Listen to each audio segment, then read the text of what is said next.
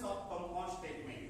निगेशन्स of compound statement मध्ये आपण बघितलं negations of conjunctions, negations of disjunctions, negations of biconditional, negations of biconditional and negations of negations. थोडंसं repeat मध्ये हा. एक निगेशन्स of कंजक्शन्स म्हणजे काय होते सांगा. निगेशन्स ऑफ कंजक्शन्स, निगेशन्स ऑफ कंजक्शन्स सांगा कसं असते स्टेटमेंट. स्टेटमेंट मध्ये निगेशन्स ऑफ कंजक्शन्स म्हणजे सिम्बॉल कोणता असतो तुमचा अँड हा सिम्बॉल असतो. आणि अँड हा सिम्बॉल असताना आपण याला निगेशन्स दिलं त्याची व्हॅल्यू काय होते निगेशन्स पी. अँडचं काय होत असते ऑर हा सिम्बॉल होत असतो निगेशन्स. अँडचा काय होतो ऑर निगेशन्स क्यू. निगेशन्स पी और निगेशन्स Q. That means negations of दुसरं काय आपलं negations of disjunctions. इथं DIS लागणार बाकी तसं असतं disjunctions. काय होते सांगा negations of P or Q. उलट होईल काय होईल सांगा negations P और काय होते and negations Q. थर्ड काय सांगितलं आपण निगेशन्स ऑफ इंडिकेशन्स किंवा कंडिशनल. सांगा निगेशन्स ऑफ इंडिकेशन्स नाव टाकतोय जमते, कंडिशनल नाव टाकतोय जमते. निगेशन्स ऑफ इंडिकेशन्स,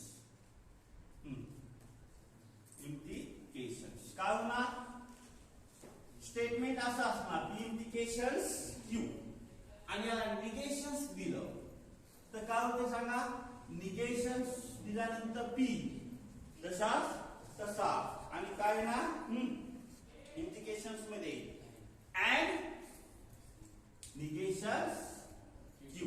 त्यानंतर निगेशन्स ऑफ डबल इंडिकेशन्स किंवा बाय कंडिशनल. माहिती काय होते बाय कंडिशनल मध्ये हा भाग झाले थोडक्यात सांगतो. निगेशन्स ऑफ आहे की नाही बाय कंडिशन म्हणजे सांगा फर्स्ट हे जसं असतं तसं आहे की नाही पी अँड negations Q मतलब all and contra project. Convex, invex and contra project is only implicational functions. Is only conditional statement. Conditional statement म्हणजे असे वाक्य की जे वाक्य if and then ना जोडले जातात. if and then याने जे वाक्य जोडले जातात त्या वाक्यांना आपण काय म्हणतो कंडिशनल स्टेटमेंट किंवा इंडिकेशनल स्टेटमेंट. इंडिकेशनल स्टेटमेंट म्हणजे सिम्बॉल कसा येतो वन साइड आलो आहे की नाही पी इंडिकेशनल क्यू. आता इथं वाक्य इफ आणि देन हे दोन शब्द जोडले असते. मग याच्यामध्ये आपल्या पहिला बदल कोणता कन्व्हर्स. तुम्ही हे अभ्यास 10वीला सुद्धा केला. बीपीटी थेरम्स तुम्हाला माहिती आहे त्रिकोणाचा बीपीटी थेरम होता काय होता इंग्लिश मध्ये सुद्धा समजता. आणि त्याचा व्यत्यास म्हणजे उलट येते. जे ज नंतरचा भाग होता तो त नंतर जातो आणि त नंतरचा भाग काय तो ज नंतर येतो. त्या आपण काय म्हणतो कन्व्हर्स म्हणतो ठीक आहे नाही. तर कन्व्हर्स मध्ये काय होते बघा फक्त आपला जो मॅथमॅटिकल भाग येतो लक्षात घेता पी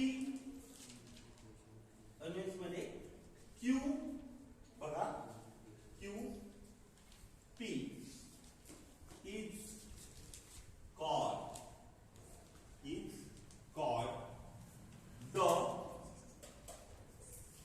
conveyance PQ.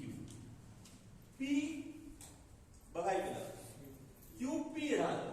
PQ असेल तर काय होणार QP. त्यानंतर निगेशन्स P implication negations Q is called क्या म्हणतो आपण is called inverse inverse of कशाचा inverse म्हणतो inverse of P implication Q. इथे ऑफ असतो बघा ओके. शेवटी निगेशन्स उलट होते Q आधी आणि नंतर काय होते P is called काय म्हणतो सांगा Contra project 2 of P implication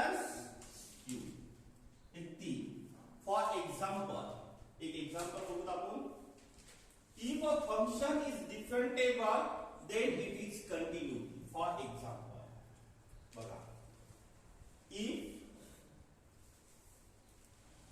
example बघा ते, if a function is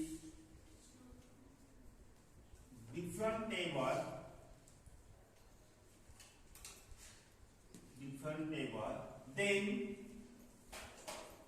it is continuous. Then it is continuous. बघा, आणि आपल्याला तीन बदल करायचे आहे त्याच्यात. कोणकोणते? Converse, inverse and contrast. Me new आहे, थोडंसं लक्ष द्या त्याच्यामध्ये करतो. आता इफ नंतर एक स्टेटमेंट आहे. काय स्टेटमेंट आहे? A function is a differentiable. आणि क्यू नंतर एक स्टेटमेंट आहे. काय स्टेटमेंट आहे सांगा? It is continuous. It is continuous. याचे दोन अलग अलग स्टेटमेंट तयार करायचे, जे आपण पहिल्या एक्सरसाइज मध्ये बघितलं. हा फर्स्ट एक्झाम्पल सोल्युशन मध्ये लिहू नका, 2 मिनिट लक्ष. Let P. First example Shubhangi काही. फर्स्ट एक्झाम्पल काही कुठून कुठपर्यंत येईल? A function is different table, right? Second example sentence काय होईल? Second sentence it is. हा शब्द कशाबद्दल वापर आपण? अ फंक्शन बद्दल वापर आहे की नाही? ज्याच्याबद्दल आपण पुन्हा बोलते तेव्हा आपण इट इज, आहे की नाही? ते फंक्शन कसं असते? कंटिन्युअस असते. मग काय होईल सांगा? Second statement Q. A function कशा शब्द जागी घेतो आपण? इट. या शब्दाच्या जागी काय घेतो आपण? A function. म्हणजे लक्षात आलं ना? इट वापर होते त्याच्या जागी आपण. Is Kasna continuous. Is continuous झालं. सिंबॉलिक फॉर्म लिहू शकताय तुम्ही गिवन स्टेटमेंटचं. कसं आहे ना? गिवन स्टेटमेंट सांगा. गिवन स्टेटमेंट सांगा. पी इम्प्लिकेशन क्यू असं आहे ना. आता आपल्याला करायचं काय? कॉन्व्हर्स. मग सांगा कॉन्व्हर्स मध्ये काय होते? It's converse. सांगा काय ना? क्यू नंतरचं स्टेटमेंट आधी येणार, म्हणजे आधी क्यू येणार आणि नंतर काय येणार? पी. मग इफ सुरुवात कुठून होणार? आपली इफ पासून होणार.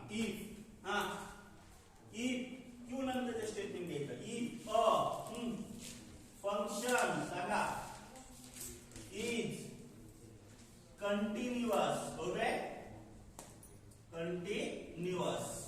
आता इथं पुन्हा देन शब्द होता की नाही? तो देन शब्द येणार. देन. आता पुन्हा फंक्शन लिहायचं का? नाही. अ फंक्शनच्या इथं काय वापर होतो? इट. पुन्हा इट वापरायचं की नाही? इट इज काय ना सांगा?